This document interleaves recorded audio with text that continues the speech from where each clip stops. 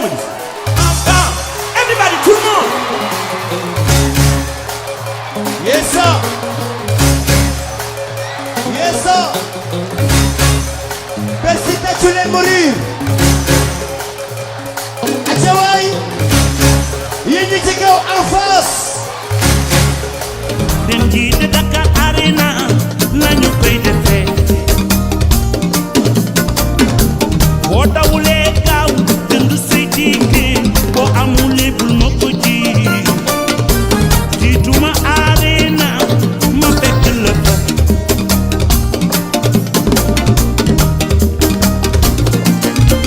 ma yegsi ma yegsi ma yegsi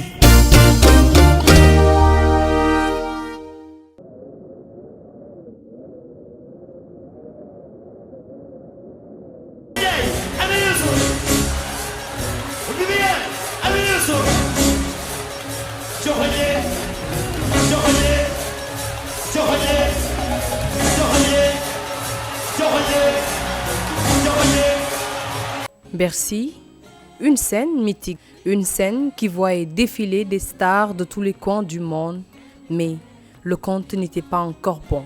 Il a été quand le roi du Mbalax Youssou Madjiguène Ndour y a fait son baptême du feu. Depuis, ce fut une idylle entre You et les Sénégalais, mieux les Africains et ses fans de toutes les nationalités, disséminés un peu partout dans le monde. Même pour ceux qui n'avaient pas les moyens de se rendre à Paris, c'était une connexion dans les premiers temps à la télévision avant de suivre le spectacle monstrueux avec leur smartphone. Un exploit réussi par la star planétaire, le Sénégalais Youssou Madjiguène Ndour. Youssou lu mu def nijaay dama bëgg nu ànd dem Bercy man ko Youssou mag laa mënatuma man ma waaye il faut nga ñëw léegi Bercy du ko daan dégg rek waaye un Sénégalais un Africain woote ca Bercy Bercy fees Europe yëpp ñëw du woon France rek de déedéet ñi dëkk Angleterre du nu daw ñi dëkk Allemagne du nu daw fu nu jëm ñoom ñëpp du ñuy ñëw Bercy pour ci dëgg-dëgg dégg Youssou Ndour mun ma nijaay ubbil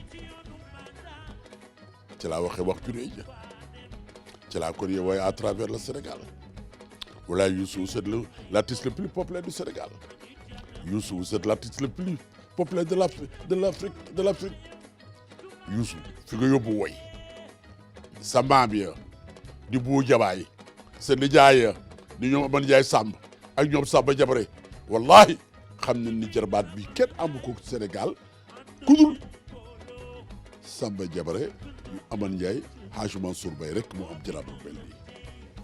Le premier grand bal m'a coûté 2 ans de présence en France. 2 ans de présence parce qu'il fallait convaincre notre agence de spectacle qui pourtant organise régulièrement les tournées de Youssou Ndour en France. Mais c'est des tournées, vous savez, un peu particulières. En France, pour organiser, il faut avoir une licence de spectacle et tout ça. Je ne l'avais pas. Donc j'ai galéré. Bon, mais après, on y est arrivé. On a fait le premier Bercy.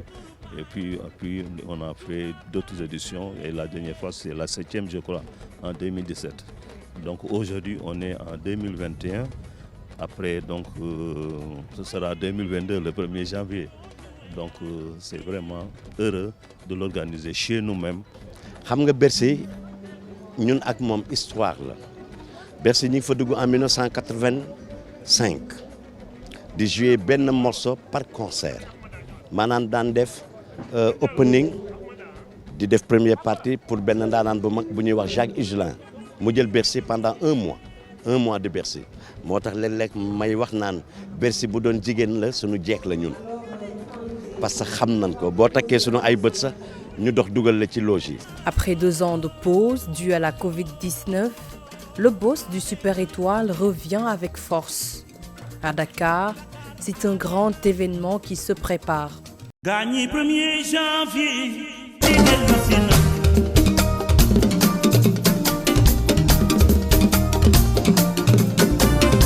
Dem jiite Dakar Arena lañu koy defee. Une première dans l'histoire de la musique sénégalaise qu'un artiste organise un événement dans ce nouveau bijou sénégalais. Pour Youssou Ndour, Rien n'est au hasard car chanter sur le podium de Arena est une occasion de faire vivre les Sénégalais, l'ambiance de Bercy. En changeant juste d'endroit, Youssou Madjiguène Ndour veut faire comprendre que le contenu sera de qualité et Dakar Arena peut tenir la dragée haute à Bercy.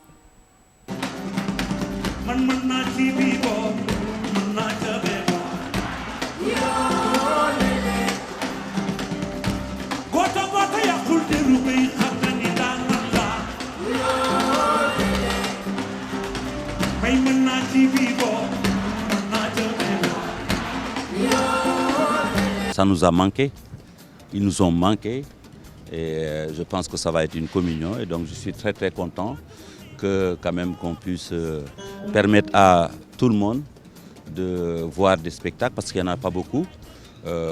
Aujourd'hui il y a une possibilité pour d'autres gens qui peut-être se retrouvent pas dans les shows, les très très grands bals.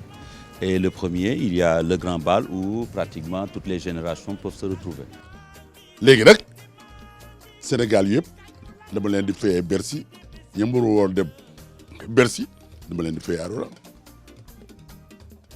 moo tax le 1er janvier bokk na ci date historique yi le 1er janvier surtout Marisène boobu ci dëgg-dëgg dana wane lu xam ne ay way yu bees la yaakaar naa ni jeunesse bi bu boobaa du jeunesse bi rek de léegi dégg mag mu tëdd ci toog ci néegam taal télévision bañ njabootam dégg ko dinaa déglu Youssou Ndour may googu it yàlla may na ko. Quelque chose de grandiose, c'est la première fois que Youssou, en tout cas dans un stade comme celui-là, peut-être qu'il l'a fait avant, c'était à Demba Diop il y a plusieurs années, mais le grand bal, Grand Arena qui pour la première fois va ouvrir ses portes pour un spectacle qui n'a absolument rien à voir avec le sport. C'est un énorme pari, c'est un risque qui est pris, mais bon, quand on a fait Bercy, quand on s'appelle Youssou Ndour, on a que les challenges, on n'en a pas peur. C'est un défi peut-être qui est lancé, mais vous avez vu depuis tout à l'heure ici, qu'est-ce qui se passe ici. Arena pour nous c'est Bercy, d'une certaine manière qu'on amène à Dakar pour faire partager avec les Dakarois, les Sénégalais, pourquoi pas l'ambiance et la chaleur de Bercy, ici à Dakar. Ça va être peut-être 3 heures, voire 4 heures de spectacle. Exactement la même chose qui est faite à Paris, à Arena, à Bercy. Et donc voilà, aujourd'hui, il y a déjà eu l'avant-goût du 4 décembre, quand il est remonté pour la première fois depuis 2 ans. Et puis maintenant, on va vers ce rendez-vous que nous voulons en tout cas partager, que Youssou veut partager, communier avec les Sénégalais. Quelque chose de sublime. Le 1er janvier à Arena, ce sera vraiment l'apothéose, sûr, puisqu'il s'agira d'organiser un grand bal à l'image du grand bal de Bercy, peut-être même beaucoup plus sérieux, puisque je vous dirais, l'arena que nous avons eu à visiter nous a vraiment agréablement surpris. Ça n'a rien à envier à la salle de Bercy, la salle mythique de Bercy. Là, c'est une salle toute neuve, comportant toutes les infrastructures culturelles. Ça va de la salle aux loges, aux différentes places VIP. Toutes les infrastructures y sont. Donc, c'est un grand moment. Et là, c'est un grand moment aussi de joie du fait que nous avons eu même des fans qui sont déplacés de l'Europe pour venir ici aujourd'hui au Sénégal. Mais je sais que le 1er janvier, ça va être top, quoi. Non seulement le mec, ça fait 2 ans qu'il ne se produit pas, du fait de ce qu'on le sait, la situation sanitaire. Mais en même temps, Dakar Arena, c'est une belle trouvaille. Je suis sûr que ça va très bien se passer. Guitaristes, artistes, tous sont prêts pour faire vivre aux Sénégalais un spectacle inédit, jamais vu au Sénégal. Cadre bien rangé, voix bien échauffée, le Super Étoile est prêt. Bon, Arena ñu ngi koy préparé comme ni ñuy préparé Bercy ni ñuy préparé yeneen kii yu bëri parce que Arena c'est Bercy mais ici au Sénégal. Donc on y met les mêmes prérogatives, les mêmes dispositions de ñuy jël, aussi la même technique avec le même respect envers nos fans qui viennent nous voir. Il faut s'attendre à tout. Musicalement, il faudrait s'attendre à tout. On va tout faire pour satisfaire les gars.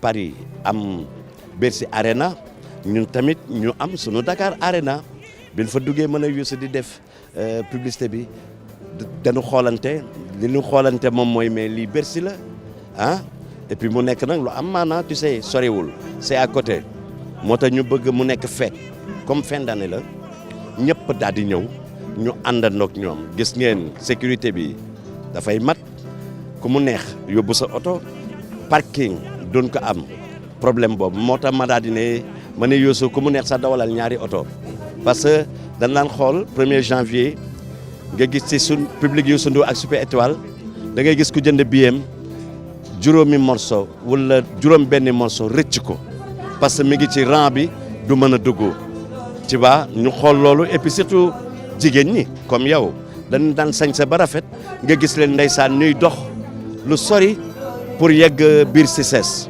ñu xool daal di ne métti na moo tax nag dañuy daal di jël arena bi nga xam ne ñoo ko moom transformé ko Bercy ku mësul dugg Bercy boo duggee arena day mel ni mës ngaa dugg Bercy et ku mësul dugg Bercy boo duggee dëgg naan mais comment Bercy la wala lan la.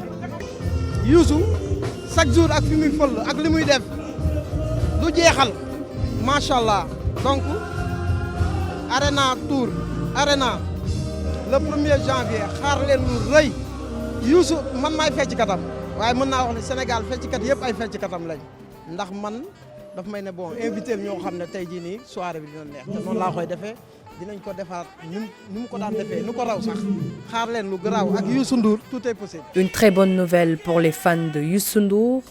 L'international est d'autant plus attendu par les Sénégalais, mais également par ses fans étrangers, car la dimension du fils de Elimane dépasse largement nos frontières.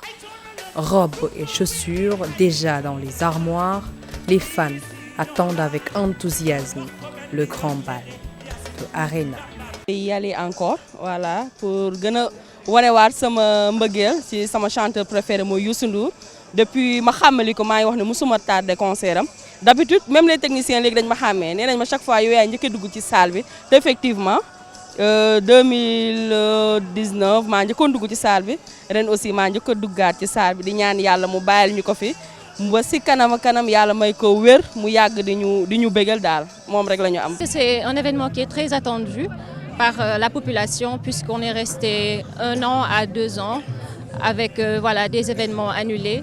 Donc oui, la population et surtout les jeunes ont besoin de souffler un peu. Alors on va découvrir ça, mais je sais que ce sera très riche en couleurs, en spectacles, parce que rien qu'à voir l'organisation, ça se sent qu'on peut s'attendre à un très beau spectacle. Pour nous, on est vraiment très heureux de pouvoir retrouver Youssou Ndour sur scène. Vous êtes fan de Youssou Ndour ? Oui, depuis toujours.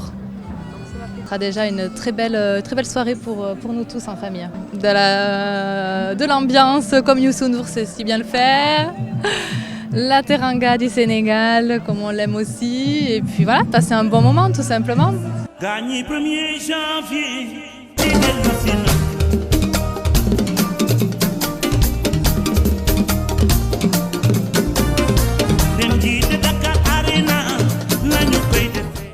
En faisant de Arena la principale attraction, le temps du Nouvel An, une première, Youssou Ndour a réussi par rapport à la destination Sénégal d'attirer beaucoup de touristes sur le sol sénégalais. Une chose est sûre, Dakar Arena sera plein comme œuf. Les Sénégalais, le temps de cette soirée du 1er janvier 2022, sauront qu'aucun lien n'est loin et qu'avec Youssou Ndour, tout est permis. Cette salle a une capacité d'accueil de 15 149 places, comme vous le voyez, réparties en 4 zones, puisqu'on sait que c'est une salle multifonctionnelle et donc ça peut recevoir toutes sortes d'événements. Donc de ce fait, cette salle est constituée donc de loges, de la zone presse, zone équipe, zone supporters et de la zone des VIP aussi. Pour la particularité du Dakar Arena par rapport aux autres salles, comme je l'ai dit tantôt, va dans le sens où c'est une salle multifonctionnelle et modulable, ultra moderne, donc qui est composée donc de loges VIP, comme je l'ai dit tout à l'heure. Donc les loges VIP qui sont constituées de 10 loges et chaque loge peut contenir jusqu'à 10 personnes. On a aussi donc des chaises qui sont confortables On a aussi des lumières LED comme vous l'avez vu, donc la cube qui est au-dessus. Il y a aussi les 4 coins donc, qui ont des lumières LED toujours. Je peux dire que toute la salle a des lumières LED qui permettent à l'organisateur donc de diffuser son événement, d'avoir ses sponsors qui auront de la visibilité sans pour autant qu'on ait besoin de déplacer quoi que ce soit et de l'amener jusqu'ici. Donc de ce fait, cette salle est ultra moderne et ça c'est un avantage.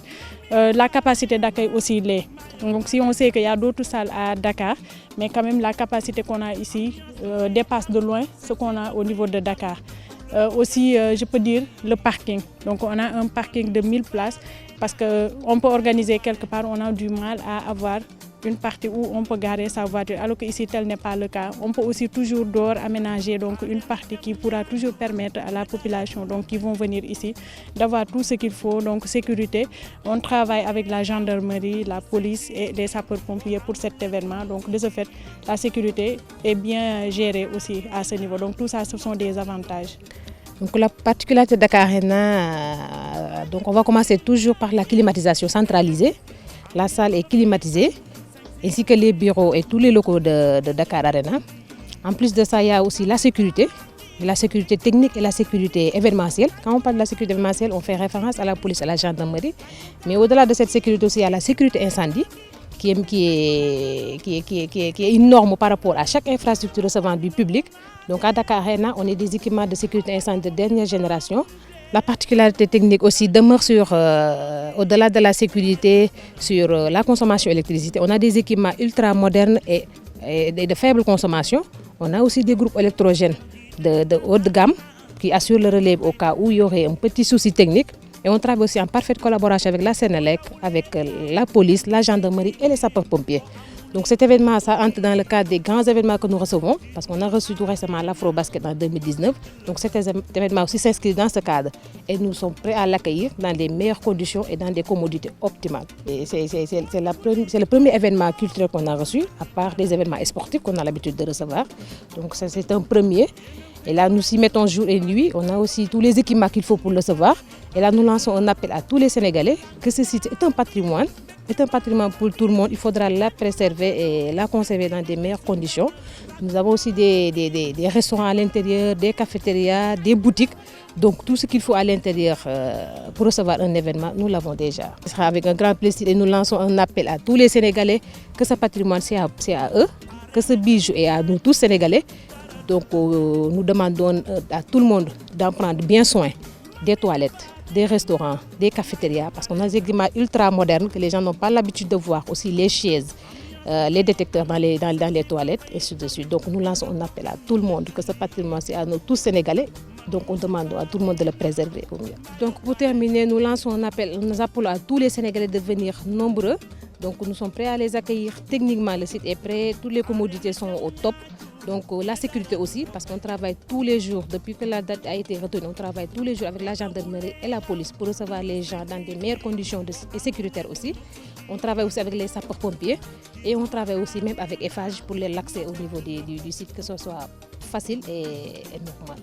Cet homme, au sens aigu des affaires, au-delà de ses talents d'artiste, va réussir la prouesse de faire venir tous les fans issus des régions, sans compter Dakar. Pour ce faire, 200 bus ont été affrétés dans les différentes stations. Une convention signée avec la direction générale de Dakar Dem Dikk. Nit fu mu mën a jóge pour dem Dakar Arena mu bëggoon le remercier pour sa implication personnelle ak sa leadership, parce que discuter naa ak yow plusieurs fois gis naa sa taxawaay, gis naa sa pas-pas pour Dakar Dem Dikk jëm ci kanam comme ni le président de la République santé. Et pour demander aux Sénégalais que pour dem ci grand bal bi Dakar Dem Dikk yombal la leen bi ngeen defee prix yi rek ñëpp xam nañu ne que lii da ngeen ko def pour jàpp ci. Vraiment maa ngi lay remercier di la sant di la gërëm. Exceptionnellement j'ai tenu à ñëw encourager la d'abord ñëw fii seet si la pour magnifier cette relation qui vient de se nouer. Infrastructure bu bees muy Arena di produit plan Sénégal émergent, déclinaison de la vision de son excellence chez le président de la République. Kon ñun yaakaar la ñuy demee ànd ak yow. Inch'Allah nous ferons de nos meilleurs efforts pour que le jour J, qu'on soit au rendez-vous. On sera présent, Inch'Allah, à l'arrêt comme au retour. Affaire baa ngi noonu Dakar Arena le premier, Dakar Dem Dikk leeral yoon wi. Tout le personnel de Dakar Dem Dikk soit engagé en mettant en place une logistique autour de 200 bus qui partiront de 15 gares desservies naturellement par Dakar Dem Dikk. Alors, sur les 15 gares, nous avons Médina rue 6, nous avons Gueule Tapée, l'Obélisque, la place de l'Obélisque. Il y aura également Dieuppeul, Ouakam, HLM Grand Yoff, Parcelles Assainies, Guédiawaye, Pikine, Keur Massar, Malika, Rufisque, Bambilor, Diamniadio, dépôt de Thiaroye. En sachant qu'il y aura aussi des départs de Thiès et Mbour. C'est décentralisé. Donc, puisqu'on sait qu'à Dakar et à Mbour, notamment chez les pêcheurs, Youssou N'Dour a beaucoup de fans. Donc en plus des points de départ de Dakar et sa banlieue, il y aura bien Thiès et Mbour. C'est un partenariat win-win puisque Youssou N'Dour, c'est une icône. Youssou N'Dour, c'est une star planétaire. Youssou N'Dour, ça draine des foules. Je pense que quand l'ambassadeur du Sénégal dans le monde entier se présente à Dakar Dem Dikk, qui est un patrimoine plus que national, pas national, mais plus que national, puisque aujourd'hui Dakar Dem Dikk fait la sous-région, Afrique Dem Dikk. Dakar Dem Dikk, c'est aussi Sénégal Dem Dikk qui fait l'interurbain. Donc quand Youssou N'Dour vient nous solliciter, ça a été naturellement une fierté pour collaborer avec le Super Étoile. Et donc naturellement l'État du Sénégal qui a la mobilité vraiment au cœur de sa politique, Dakar Dem Dikk ne pouvait que répondre favorablement. Le premier à Dakar Arena, et je dois aussi préciser qu'en plus des points de départ de Dakar Dem Dikk, c'est-à-dire Dakar Dem Dikk va transporter les mélomanes de Youssou N'Dour et en même temps il y a des points où Dakar Dem Dikk vendra à la fois les billets pour les passagers qui iront à Dakar Arena, mais il y aura aussi quelques gares qui constitueront aussi concomitamment de points de vente pour les billets du Grand Bal. Alors, je veux bien citer ces points de vente des billets du Grand Bal par Dakar Dem Dikk. Ce sera Dieuppeul, siège de la direction générale de Dakar Dem Dikk. Il y aura l'UCAD aussi, Petersen, la gare de Petersen, les Parcelles Assainies, unité 18, Guédiawaye, HLM Grand Yoff, Thiès et Mbour. Ça, ce sont 9 points de vente où les tickets de Dakar Dem Dikk et les tickets du Grand Bal seront à la fois vendus. Et également, je dois signaler aussi le volet sécuritaire, parce que, vous savez, Dakar Dem Dikk a aussi son service de sécurité. En dehors du service de sécurité de Dakar Dem Dikk, qui va assurer à l'embarquement, au débarquement sur place à Dakar Arena, il y a aussi un corridor qui va être organisé avec aussi le groupe de Youssou N'Dour pour tout ce qui est force de défense et sécurité. Et sur place à Dakar Arena, il y aura aussi le partenariat qui a été effectivement établi avec la gendarmerie et la police nationale. Nous donnons rendez-vous à tout le monde le 1er janvier avec Youssou N'Dour et je pense que Dakar Dem Dikk sera de la partie. Juste pour vous donner un avant-goût, on vous laisse admirer les images de la préparation du gala de ce 25 décembre à la place du Souvenir. Des matériels de dernière génération, un spectacle son et lumière, tout était au rendez-vous. Dakar Arena sera encore plus lumineux et le roi du Mbalar est prêt pour assurer le show du Grand Bal.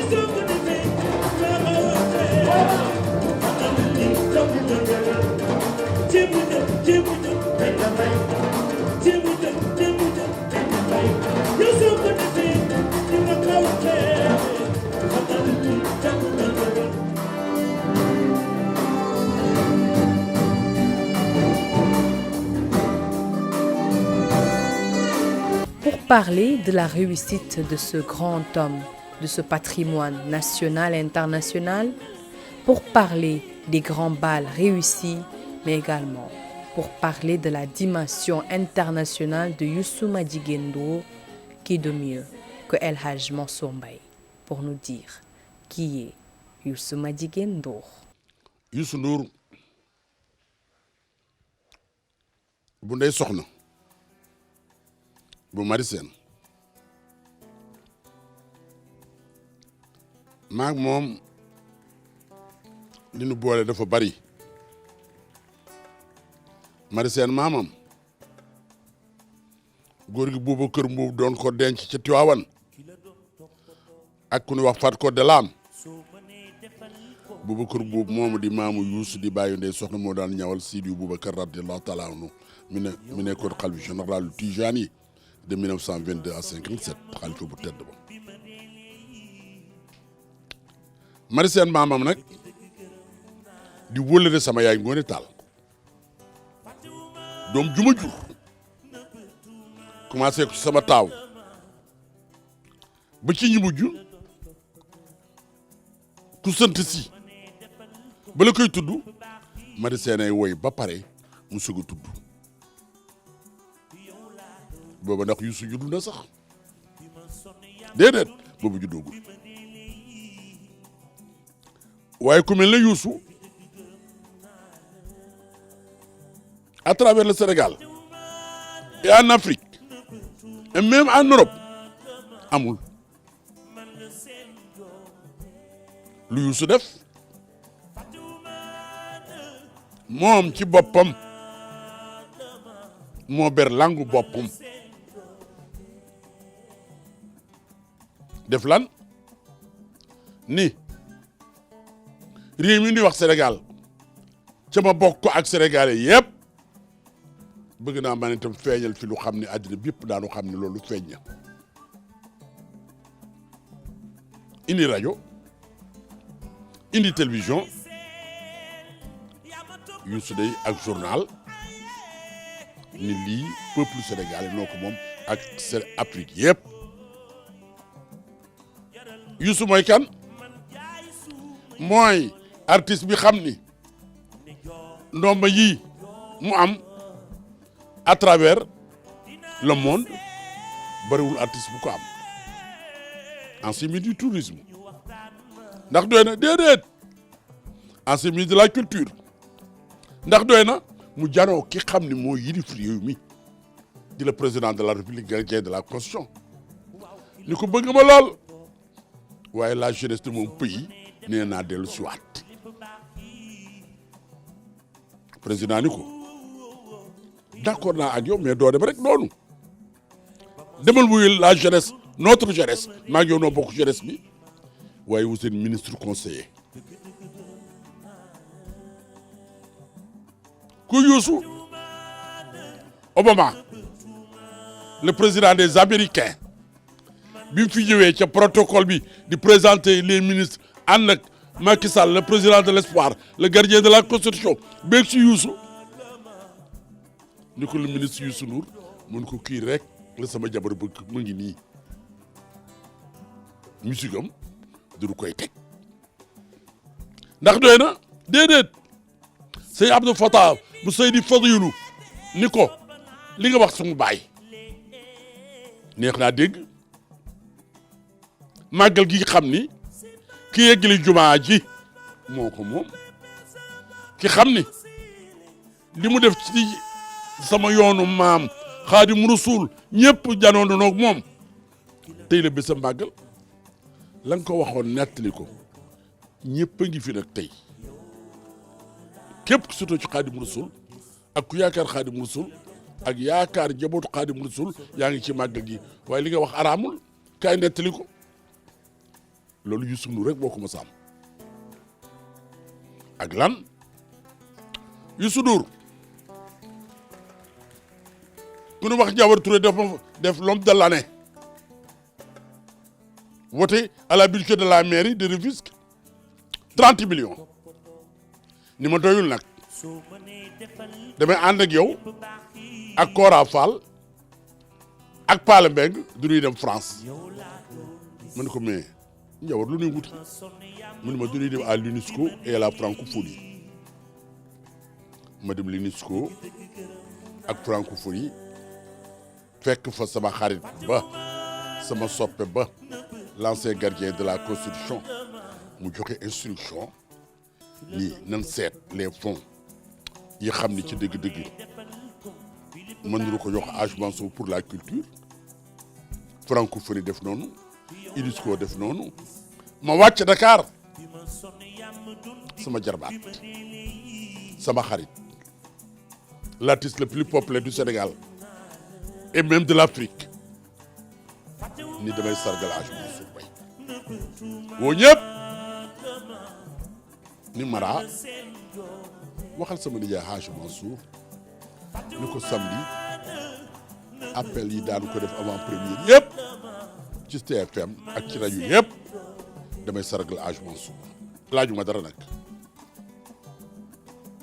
lu mu def nu jaay billet ba mënatuñu jaay billet am ay sponsor ba bëggatuñu sponsor mu nekk 40 millions 50 millions 60 millions 80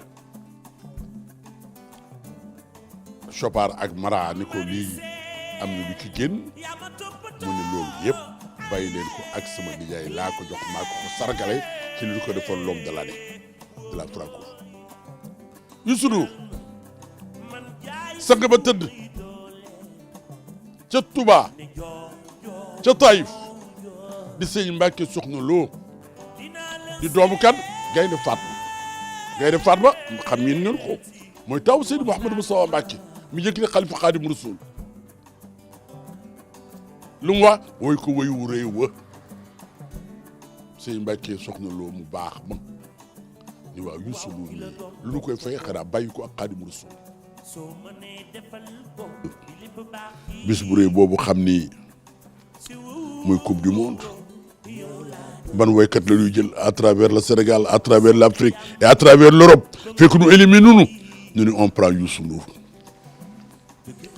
yàlla mën a maye as goro ngoogu kuy jàpp ci du bàyyee ngoogu ku fa wërsëgam boole ci kure bàyyam gërëm na ko ndeyam gërëm na ko ay mbokkam yëpp gërëm nañu ko man mii di jaayam gërëm naa ko sant naa ko ma koy ñaanal gudd fan ma koy ñaanal wér Youssou fi nga bëgg yegg sunu borom tabaraka wa taala bi xam ne moom rek mooy buur moo fa mën a yegg li ku ne li nga bëgg yaa ko xam yàlla ko yàlla defal maa ngi koy ñaanal yàlla may ko gudd fan yàlla may ko wér Youssou